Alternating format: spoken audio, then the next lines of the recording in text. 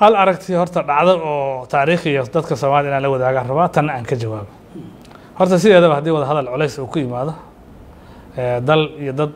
dhibaato ay ka taagan tahay ay tahay wada hadalada in dib loogu noqdo oo wax kale ma furo daahir maxamuud geel ahaan waxaan aaminsanahay arrinta Soomaaliya waa miisku dhamaato miiska mararka qaarkood way isku qaban weyn kartaa laakiin haddana miiska in lagu soo noqdaa lagu qasbaya qolal arkin ay soo tashato aragti soo aragto waxyaabo badan soo sameeyso haddana miiska lagu soo noqdaa lagu qasbaya aniga aragtaydu waa in marka la isoo laabto marsi kale la isoo laabto markii la kala kacaw la isku soo laabto taas waa mid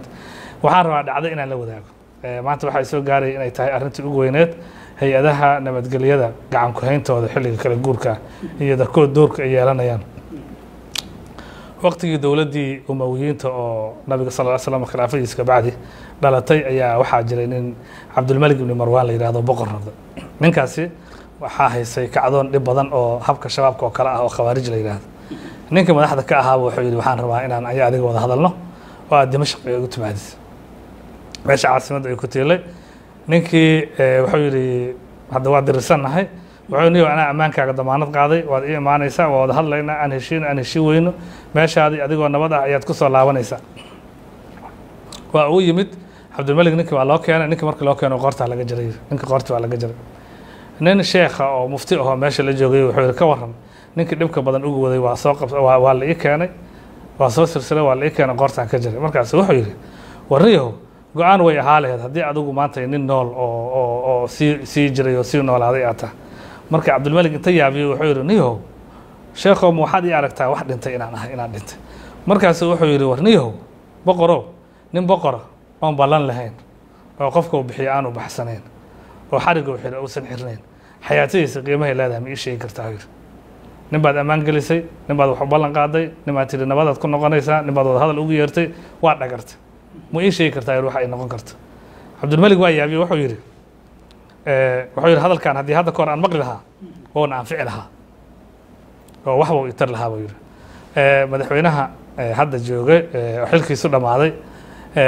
gudoomiyihiisa baarlamaanka iskaleen ciidana ugu baaqdo qaawiyay gudoomiyaha ra'iisul wasaarihiisa ay iskaleen si aan sharci ahayn u maagay madaxweynayaasha ka horreeyay weerar ku qaaday guryo siyaasiyiin buu u dhacay marnaba kuma soo dhicin in asaga inta laga aamin baxo la leeyahay qofka aaminaysa malaha marka Cabdulmalik ibn Marwan khawaarijti mar dambe asaga iyaga wada hadal iskuma aanay imaanin marka madaxweynaha iyo nidaamka hadda jira waxa hoostooda ka baxday baydhabo ku duul oo dad ku soo dil oo Samareeb ku duul oo dad ku soo dil Muqdisho ku duul oo dad ku soo dil madaxweynaha xilka u wareejiyay weerar gudoomiyaha ciidan oo kordhoob ra'iisul wasaaraha xabad kala daal markuu xilka ka dagay dadkuna sidii ku aaminaano madaxtooyada kugu yimaadaan inaanay isqabanaynin marka waxaan leeyahay walaalkay waqtiga lagu aamin lahaa waa ka dhamaaday waqtiga qori lagu aamin lahaa waa ka dhamaaday halka wadada kale ee ku furan waxa ay tahay in dadku aad u xaqiijisid in awoodda ciidan haynta iyo amar bixinta ay ka wareegtay walaalow dadku way ka gar leeyihiin waan ka gar leenahay haddii aan ka aamin baxno way ummad badan gacantaada ku maqan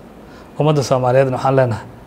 hebel dil oo duugi oo hebel kale dil oo duugi oo hebel kale ku duuliyay idinka idin dhamaystiray u imaado oo meeshiisa lagu shiray cid dhahaysa aqliguna keenay maayo nimanka marka arrinka kala hadlay aniga waa igula saxan yihiin Maxamed Cabdullaahi Maxamed Farmaajo amni oo gacanta ku hay la isku aaminaan way magaciisa ogaado ciidanka lama diidan xooga dalka lama diidan booliiska lama diidan niisa lama diidan adaga way waayo intaas iyagoo jiraan ayaa doorashooyinka la qaba jiray waxa isbeddelay waxa waaye duq amrayo oo qalluuciye ah oo maqurxiye ah oo Maxamed ah